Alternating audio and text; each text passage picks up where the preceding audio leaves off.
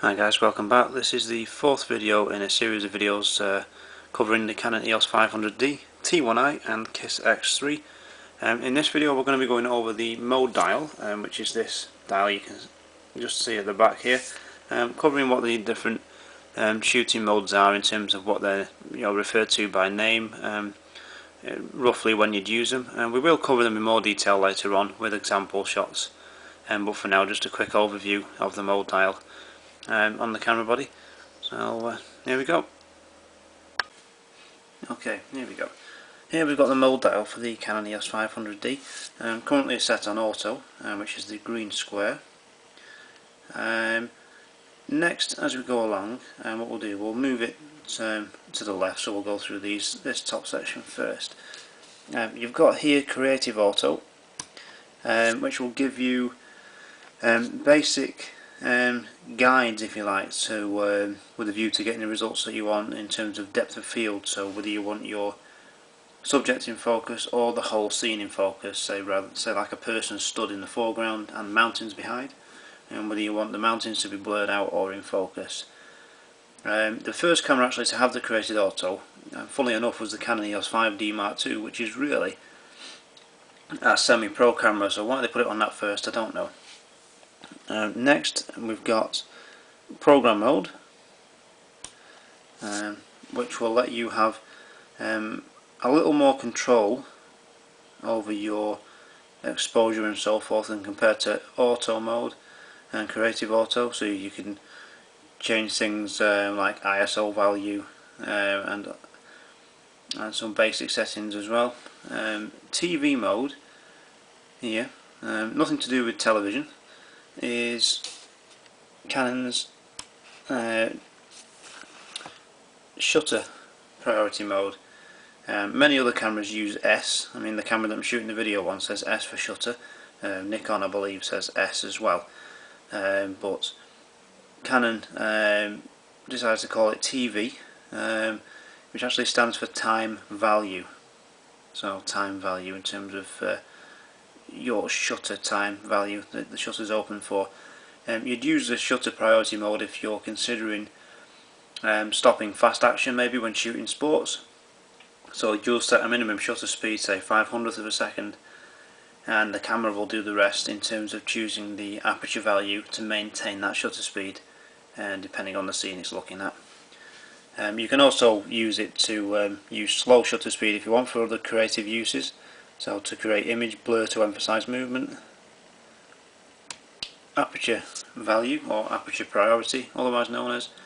And this is where your main concern is depth of field. So a landscape scene, you'd want everything to appear in focus, front to back. So you're probably going to use a large aperture number in terms of f number, so f16 and maybe f22, something like that, which is actually a smaller aperture in the camera lens rather than a wider one. So the higher the f number, smaller the aperture, the lower, so f5, f1.8, the larger the opening of the lens. You would use a large opening of the lens, say a low f number, if you were shooting portraits, for example, where you want the person, the subject in focus and everything else to fall out of focus in the background. Manual mode is full manual mode, where you've got full control over the shutter speed and the aperture, as well as the ISO value. One thing that you've not got on the 500D, which you will get with the more professional bodies, is control over exposure compensation in manual mode. You can do in aperture and shutter priority, but not in manual mode.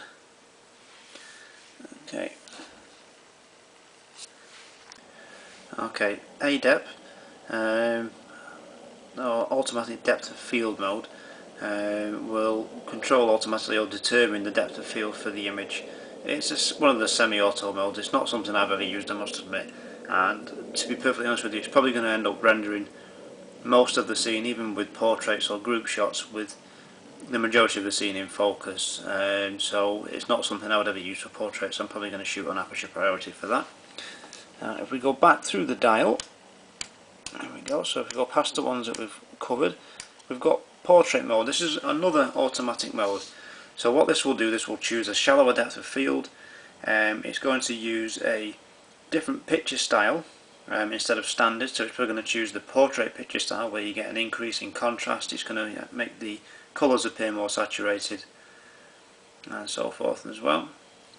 So you can certainly use that if you want to take portraits if you're not sure on what apertures to pick and so forth. So the camera will figure all that out for you. Landscape mode. So a little picture of a mountain there. Landscape mode you do obviously when you're taking landscape shots. So say if you're taking a landscape along a shoreline where you might have a rock in the foreground for foreground interest and it's looking down a beach along a cliff face, or maybe a mountain scene, you could use that. And what this will probably do is set the camera up to use a large f-stop or a smaller aperture, so f16, f22 and so forth. Macro mode is for close focusing, for doing macro photography. Now it's not really true macro photography. At the end of the day, if you want to do that, you're going to need to get yourself a macro lens really, or some extension tubes. The problem is with extension tubes, you usually end up having to manual focus, so a macro lens will be the better way to go. Sports mode. Now this is for fast moving action, so the camera is going to try to set a fast shutter speed if it can do. It all depends on the light that's available, and try to maintain a high shutter speed for fast action or fast motion stopping. So if you've got someone running, a car that's racing past, and you're not sure on using shutter priority or any of the manual modes, then this is there for you. Twilight portrait mode. This is for taking portraits in low light, so it may decide to use the flash to fill in the flash. It's probably going to open the aperture maybe wider than normal portrait mode because it's going to be a darker scene. Here is to force flash off, so it's got a little line through it.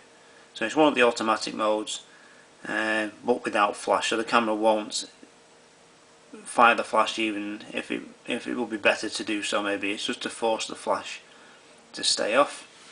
And then lastly here we've got the video mode for recording the HD video, or it will do standard definition as well.